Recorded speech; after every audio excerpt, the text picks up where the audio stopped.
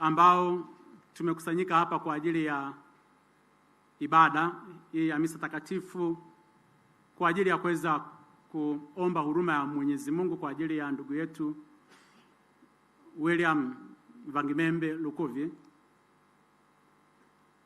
na kwa namna kipekee sana mama mjane na familia na wabunge wote na wageni wote ambao wamekuja hapa. Tujengwe na neno la Mwenyezi Mungu katika tukio hili.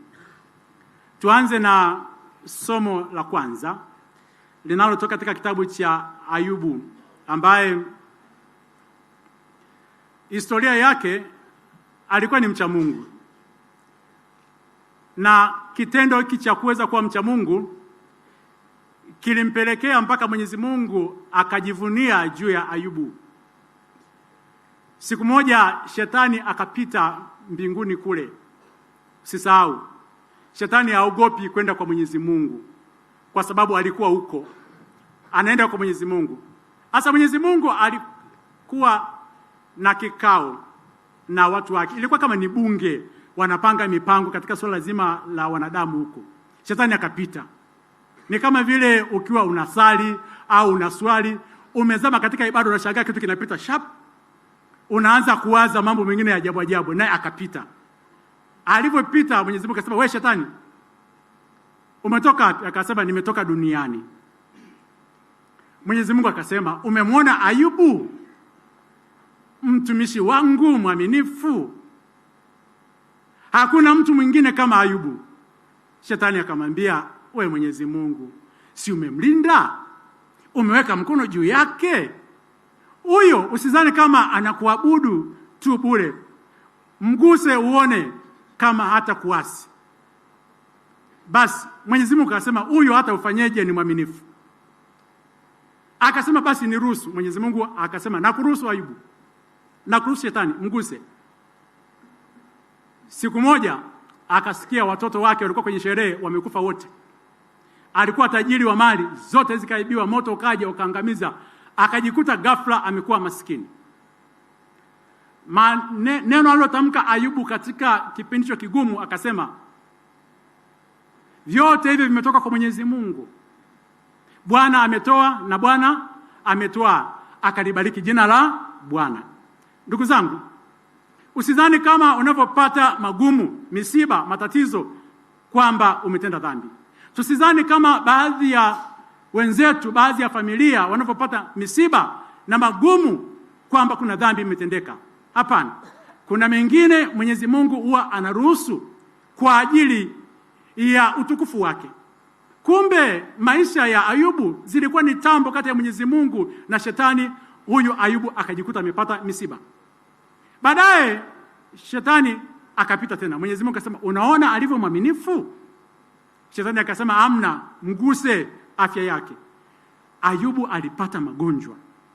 Ayubu akapata ukoma, akapata majipu.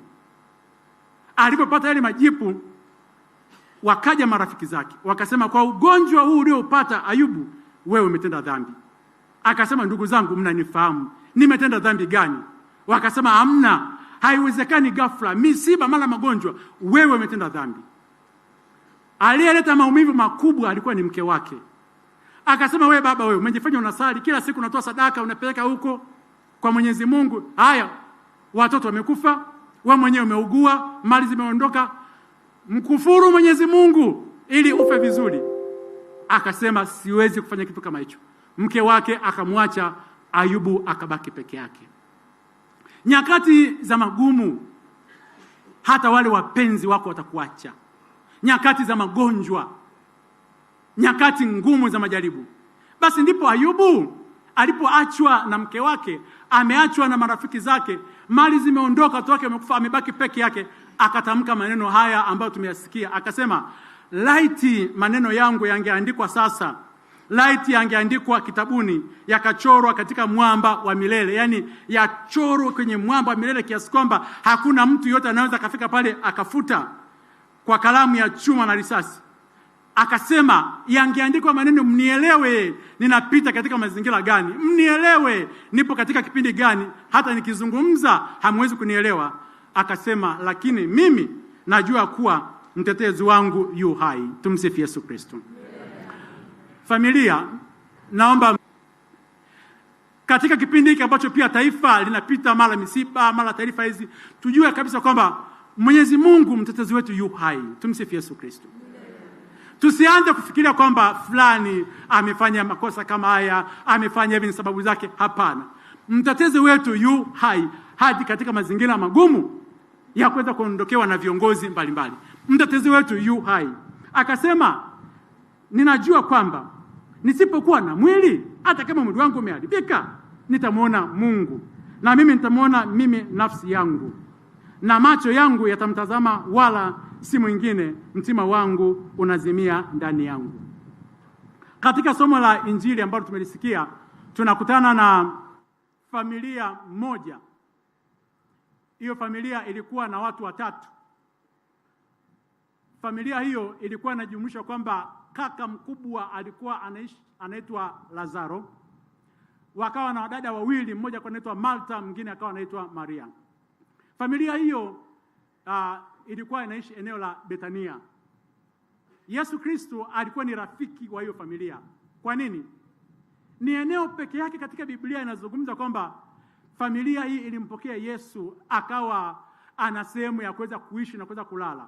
Aliwahi kuzungumza kwamba hana sehemu ya kuweza kuishi, hana sehemu ya kuweza kulala kulaza kichwa chake, akitoka katika swala zima la majukumu huko. Watu walikuwa wanafika pale wanaponywa, wengine wanashika kanzu yake, wengine Yesu mtoto wangu anakaribia kufa, anawafufua wale wafu, anawalisha watu, lakini hawakuwahi kumkaribisha nyumbani. Ndio maisha yalivyofumbo. Watu wanaweza wakakutumia kweli na matatizo haya na shida hizi, ukawa bize kutatua matatizo ya watu, hawatakukaribisha nyumbani. Mwambie jirani yako jiandae. Tumsifu Yesu Kristo. Watu ni waajabu sana. Kama hawakumkaribisha Yesu nyumbani, waseme huyu hapa naye ana matatizo. Unajua kuna kipindi, ngoja niwaambieni. Mnaweza kama mmekuwa wahanga katika kipindi kama, kwa sababu nazungumza na viongozi. Watu wakakuona kwa sababu una maisha fulani, wakajua una matatizo. Wakajua huo uugui. Wakajua kwamba watoto wako hawakusumbui. Wakajua kabisa kwamba ndugu zako hawaugui. Wakaja tuna mambo, ukajikuta umerundika mambo mengi, alafu baadaye wakasahau kwamba hata wewe mwenyewe pia unatamani siku moja ukaribishwe. Karibu tukae pamoja, angalau wewe ujisikie kwamba una mapumziko uweze kupumzika. Yesu hakukaribishwa maeneo mengine. Familia ya Betania ikamkaribisha. Wakamwambia Yesu njoo. Wakamwandalia pale chumba. Akitoka hapo kwenye mazunguko mingi, amehangaika, akawa anaenda anapumzika. Wakamwandalia chumba. Na katika maisha tujifunze, angalau katika safari yetu ya maisha, ndani ya mihangaiko yetu yote, katika familia zetu, tenga chumba kwa ajili ya sala, kukutana wewe na Mungu wako. Bamia, vitunguu saumu, matikiti na yote yana chumba chake. Lakini chumba kwa ajili ya Bwana hamna. Umejenga nyumba nzuri, umejenga kila kitu, samani hata kile ambacho tumekula jioni kina chumba chake, huwa tunakipelekea kule. Lakini sehemu ya kukutana na Mungu wako aliyekuumba tengeneza mahali ambapo utakutana na Mungu wako, ambapo utamwambia Bwana, nimetoka katika mihangaiko, Bwana nipatie nguvu kesho niweze kusonga mbele. Familia hii ya Betania ilimtayarishia Yesu mahali pazuri, akawa anapumzika. Tumsifu Yesu Kristo. Bwana Yesu asifiwe. Asalamu alaykum. Faida ya kuweza kumkaribisha Yesu katika familia yako, kuweza kuwa na urafiki na Yesu, kuweza kuwa na urafiki na Mwenyezi Mungu, ni nyakati yakitokea matatizo. Huyu Lazaro akaugua. Alipougua, wakaja dada zake wakatuma watu kwa Yesu. Yesu alikuwa yuko huko anahubiri maeneo mengine. Kipindi kile hakuna simu, hakuna barua, wakatuma watu. Wakamwambia rafiki yako Lazaro ni mgonjwa. Alafu Yesu akakaa kimya siku 2 hakuja. Na yeye akajua kabisa kwamba Lazaro anaumwa. Akawaambia wale mitume wake 12, akasema rafiki yetu Lazaro ni mgonjwa. na baadaye akawaambia akisema huyu Lazaro amekufa. Akasema sasa ninaenda kwa sababu kifo chake na ugonjwa wake ni kwa ajili ya utukufu wa Mwenyezi Mungu. Dada zake walipoona Yesu haji waliumia sana. Na baadaye wapambe wakaanza, mlikuwa mnajifanya mnampokea huyu Yesu nyumbani? Alikuwa anapita hapa, si unajua pia.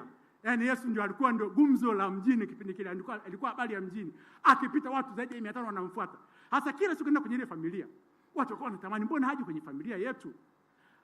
Akiwa anaelekea kwenye ile familia ya kina Lazaro ameugua, amekufa, watu waliwacheka sana. Wakasema si mlikuwa mnajifanya mnampokea huyo? Hasa mbona hajaja kwenye msiba? Tunajua uwezo wake kwamba akinyosha tu mkono popote pale huyo mgonjwa angeweza kupona. Mbona hajamponya? Haya tuone na urafiki wenu na Yesu utakuwaje. Kuna kipindi cha kujaribiwa katika imani. Imani inajaribiwa kupitia misiba. Alafu na baadaye huyu Yesu akakaa kimya. Akakaa kimya. Maana yake nini? Kuna kipindi tunaweza tukao tunasali, Mwenyezi Mungu tuokoe, Mwenyezi Mungu sali, Mwenyezi Mungu tuokoe, akakaa kimya.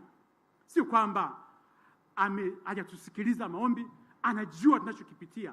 Anasema kuna misiba mingine inatokea kwa ajili ya utukufu wa Mwenyezi Mungu. Baada ya siku 2 akaanza safari kwenda huko Bethania. Anafika pale, ndio somo la leo ambao tumesikia katika Injili. Akaja pale Martha. Akamlalamikia, akasema sasa unakuja kufanya nini? Ungekuwepo hapa ndugu yangu asingekufa. Sasa umekuja hapa tayari tumeshamzika. Mariamu naye akaja pale, akaanza kulia, akasema Bwana ungekuwepo hapa ndugu yangu huyu asingekufa. Ila tofauti ya Martha na Mariamu ilikuwa ni Mariamu alifika pale akaanguka kifudifudi kwa Yesu. Akalia. Yesu alipoona Maria analia, naye mwenye pia akapata na machozi akalia. Katika Biblia kuna maeneo mawili tu ambapo Yesu Kristo alilia. Alilia kwa rafiki yake Lazaro na alilia msalabani. Maana yake nini? Kifo wapendwa hakipendezi. Kifo hakipendezi. Na kifo usidhani kama kinamfanya pia Mwenyezi Mungu afurahi. Yesu mwenyewe alilia kwa ajili ya huyu Lazaro rafiki yake. Wapambe wakaanza, hata kama anamlilia si angemfufua, si angemponya kalivyoponya wengine. Yesu akasema mmemweka wapi? Wakasema twende ukapaone. Wakampeleka moja kwa moja hadi katika lile kaburi. Walipompeleka kwenye lile kaburi, Yesu akasema liondoeni hilo jiwe. Liondoeni hilo jiwe. Kuna mambo mawili ambayo tunapojifunza hapa. Kwa nini Yesu aliwaambia wale waliondoe jiwe? Mbona yeye mwenyewe alikuwa na uwezo? Si angenyosha labda tu mkono akafanya jiwe likaondoka? Au kuonyesha kwamba yeye ana uwezo, angelipasua lile jiwe watambua kabisa kwamba yeye ni Mungu. Likapasuka lile jiwe, lipasuka pap. Nadhani lile jiwe likapasuka, yale mawe yangeenda hadi kumgonga yule maiti ndani, angetoka akiwa na majeraha. Tunajifunza kitu gani? Kuna baadhi ya changamoto za maisha ambazo Mwenyezi Mungu yeye mwenyewe pia huwa anawashirikisha wanadamu kuweza kufanya hilo jambo. Hakutaka pia kuweza kutumia nguvu zake. Akasema liondoeni hilo jiwe. Jiwe lilikuwa ni kizuizi. Jiwe lilikuwa ni moyo mgumu. Kizuizi katika swala zima la huyu Lazaro alikuwa kaburini kuweza kusikia sauti ya Mwenyezi Mungu. Kuna kipindi unaweza ukatembea katika maisha na jiwe ndani ya nafsi yako. Kuna watu wana mioyo migumu, hawasikii, hawaambiliki, moyo mgumu. Hata ukiambiwa maneno ya Mwenyezi Mungu, umekaza moyo mgumu, una moyo wa jiwe. Mwambie jirani yako liondoe ile jiwe ndani ya nafsi yako. Katika maisha mawe haya ambayo tumeyaweka, Mwenyezi Mungu pia huwa anaruhusu watu wengine katika swala zima la kuweza kuondoa ile jiwe. Na ndio maana pia katika matukio kama haya naweza kuzungumza kwamba matukio ya misiba tunapomzika pia William, tunapomwaga leo katika mazingira kama haya, moyo wa jiwe wa kutomwamini Mwenyezi Mungu uanze kuingia ndani mwetu, tutoe ile jiwe la kutomwamini Mwenyezi Mungu. Kwa nini? Tunachukulia maisha kwamba maisha ni kitu chepesi. Tunaona kuna kipindi kwamba maisha ni ya kwangu mwenyewe, na tunajisahau kwamba tumeletwa hapa duniani si kwa ajili yetu wenyewe, tumeletwa hapa duniani kwa ajili ya Mwenyezi Mungu na kwa ajili ya wengine. Katika hekima mbalimbali za dini ya Kiyahudi walisema hivi: duniani hapa ukija utambue wazi kabisa kwamba hukukaa hata siku moja na Mwenyezi Mungu mkajadiliana nizaliwe kwa wazazi hawa. Tulijikuta tumezaliwa kwa hao wazazi. Huyo baba hata kama ni mweusi ti, huyo mama hata kama ni mfupi, hata kama ni mwembamba, ulijikuta umezaliwa kwa huyo mama. Huyo mama ni masikini, au huyo baba ni mlevi, hata kama familia ya kishirikina, tukajikuta tumezaliwa kwenye hizo familia. Hatukupanga hata mara moja. Asa katika hizo familia ambazo tulikuwa tumezaliwa, hata wazazi wao wenyewe ukiwauliza hawakupanga kwamba nizaliwe mtoto wa kiume au uzaliwe mtoto wa kike jinsi ulivyo. Hawakupanga, walijikuta tu. Ndio maana basi tukafika tu tukasema maisha ni zawadi ya Mwenyezi Mungu. Wazazi walipewa zawadi. Na hii zawadi ya Mwenyezi Mungu ilianza kutokea tumboni mwa baba na mama. Ni kama vile basi wataalamu baadaye wakasema kwamba maisha, wapendwa, ni maua. Maua inaanza na mbegu inapandwa. Kwa hiyo mbegu ilipandwa tumboni mwa mama. Tunamshukuru Mwenyezi Mungu sana. Mwenyezi Mungu alipanda mbegu ya William Vangimembe Lukuvi katika tumbo la mama yake mzazi. Tunamshukuru Mwenyezi Mungu. Huyu mama katika misukosuko yake akamtunza huyu mtoto. Hakutoa mimba, hakumuua. Kwa sababu angemuua, angetoa mimba, tusingekuwa na William. Katika ibada tunamshukuru Mwenyezi Mungu sana kwa ajili ya mama aliyemtunza huyu William. Tunamshukuru pia kwa ajili ya baba ambaye alimtunza, akamsomesha, akamlea, akampatia elimu ambayo ikamsaidia akakua. Wapendwa, ua linakuwa, likishakuwa ua basi linakuwa na rangi nzuri, ua linapendeza. Kuna kipindi tunapendeza, kuna kipindi tunakuwa na maisha mazuri.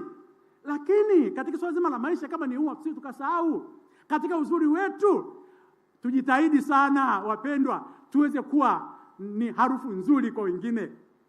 Kuna maua mengine ukifika pale unafunga pua hivi, ua baya, halina harufu nzuri. Kuna maua mengine yana harufu nzuri, utashangaa watu wamekaa pale. Ukiona katika safari yako ya maisha watu wanakusogelea pale, wanakuja pale, wanakusalimu, wanacheka, utambue wewe ni ua zuri. Tumsifu Yesu Kristo. Ukiona watu wakikuona wanapita pembeni, wanakukimbia, utambue ni ua lenye harufu mbaya. Je, wewe ni ua lenye harufu nzuri? Kuna maua mengine wapendwa yana thamani kubwa. Na ndio maana ukitaka kutambua thamani ya maua, nenda kwa wanaouza. Kuna maua mengine yana thamani kubwa. Kwa nini? Kwa sababu ua yanatumika maeneo maalum. Katika nyumba za ibada, mbele, ndio maana kuna maua mengine yameletwa hapa, kuna maua mengine yameachwa tu huko. Sasa haya maua yenye thamani itupelekee kabisa kwamba maisha yetu yana thamani. Kwa hiyo tulinde pia maisha ya watu wengine. Kwa sababu hatujui kile ambacho Mwenyezi Mungu amekipanda, kwa sababu kadiri huyu mtoto anavyozidi kukua, maana yake anavyozidi kupendeza, maana yake ndivyo atakaweza kuja kutumika baadaye huko. Ila tusisahau, maua yanadumu kwa muda mfupi. Ghafla ua liliokuwa linapendeza linanyauka. Lazaro lilikuwa ni ua lilikuwa linapendeza, akawa rafiki wa Yesu. Ghafla akaugua, akanyauka. Hadi si wenyewe pia. William Lukuvi alikuwa ni ua zuri lenye kupendeza, linalong'ara. Ghafla amenyauka, amelala hapo. Amelala kimya. Na si wenyewe pia ni maua. Tunapendeza, ukipita na mai, wakikuona mai sema yes. Lakini siku moja tutanyauka. Siku moja tutalala. Kwa hiyo tumuombe Mwenyezi Mungu sana atujalie tuweze kutambua ufupi wa maisha yetu. Maisha ni mafupi. Basi kipindi ukiwa umechanua, angaza kwa watu wengine, fanya vizuri kwa watu wengine, tenda mambo mazuri kwa watu wengine. Basi Yesu akafika pale akasema liondoeni jiwe, kwamba vifo vitupelekee kwamba kuna kitu tunapaswa kwenda kukifanya. Kuna kitu tunapaswa kwenda kukifanya katika safari yetu ya maisha. Angalau na mwenyewe pia ukilala tuzungumza maneno mazuri kama tunavyozungumza kwa William. Kuna wengine wakija kulala hapa itakuwa ni aibu, tunaogopa hata kuweza kuzungumza. Aibu. Yaani hukuwa na mchango wote katika swala zima la jamii. Hukufanya jambo lolote lile, umeishi katika maisha ya ubinafsi. Hujafanya jambo lolote lile. Katika hekima ya Wayahudi wakasema hivi, kama umejaliwa mali, ukiwa wewe ni tajiri, utambue kwamba kile kiwango cha utajiri ambacho umepewa, kuna kiwango ambacho ule wewe na familia yako. Akiba iliyobaki, kafanye jambo zuri, nenda kajenge sinagogi, Kajenge msikiti, nenda kajenge kanisa. Kile ambacho kimebaki sio cha kwako. Yaani umepewa ule utajiri kwa ajili ya watu wengine. Ukijenga nyumba ya ibada, kuna watu wataingia pale watasali, watabarikiwa kwa ajili yako. Kama umepewa elimu, una hekima, una elimu kubwa, basi wewe si tajiri. Hiyo elimu yako ambayo umepewa, fundisha watu wengine, watetee watu wengine, wasaidie. Ndio maana katika Biblia kulikuwa kuna watu Mafarisayo, kazi yao ni kufundisha dini. Kulikuwa kuna watu wengine walikuwa wanaitwa wanasheria, kazi yao ni kuwatetea wale ambao hawajui sheria, kuwasaidia katika misaada ya kisheria. Jitoe kwa ajili ya watu, wasaidie wanyonge, gusa maisha ya watu. Sasa ukijiona kama wewe ni mwanasheria au una elimu nyingine au ni daktari, unaanza kutafuta utajiri, utambue umekosa. Uko sio kwako, kwa sababu hutajenga nyumba Mwenyezi Mungu. Wasaidie watu, gusa maisha ya watu. Na ukigusa maisha ya watu, wakifika hapa siku ya mwisho watasema upumzike kwa amani. Tumsifu Yesu Kristo. Usipogusa maisha ya watu, watasema wewe ndio ulikuwa unasababisha matatizo katika jamii. Wewe ndio unasababishia matatizo kama haya. Na kwa sababu ukuwasaidia watu, mbingu yako haitafunguka. Yesu akaenda kwa Lazaro ambaye alikuwa ni msaada. Alimpokea. Akasema ondoeni jiwe, wakaliondoa ile jiwe. Akaja dada yake alikuwa anaitwa Martha. Akasema, Yesu, huyu jamaa ananuka. Ananuka sasa yapata siku 4. Yesu akasema, sikukwambia kwamba ukiamini utaona utukufu wa Mwenyezi Mungu? Inatufundisha kitu gani? Yesu amekuja kwa ajili ya Lazaro rafiki yake amfufue. Anaondoka dada yake, anaanza kuzungumza tabia, anaanza kuzungumza hali ya huyu Lazaro kwamba ananuka. Inatufundisha kitu gani?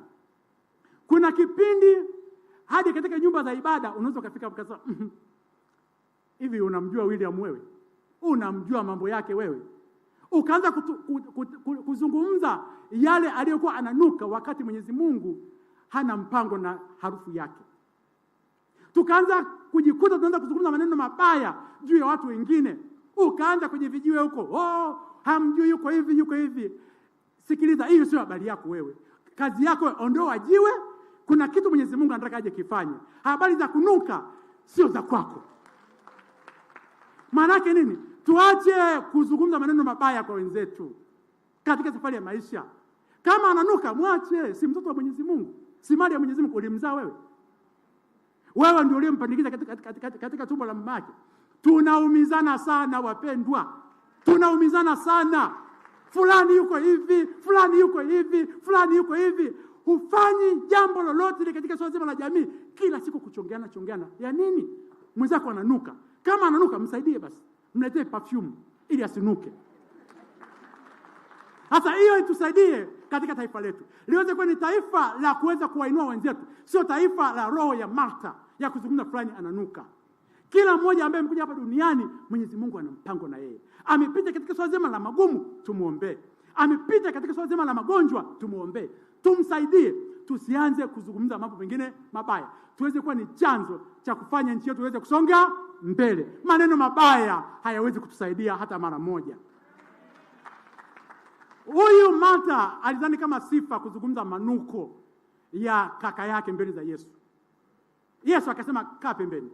Akatamka akasema, Lazaro, toka nje.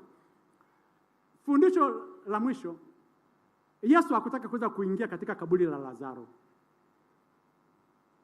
Hakutaka pia kuweza kumtuma mtu aingie katika kaburi la Lazaro. Bali Lazaro alisikia sauti ya Yesu kule kaburini. Kuna kipindi unaweza kuwa unapita katika matatizo. Umekufa upo katika kaburi lako, giza. Ukakazana kila siku na maombi, Yesu njoo, Mungu njoo. Unasali, unahangaika, unaenda huko na huko.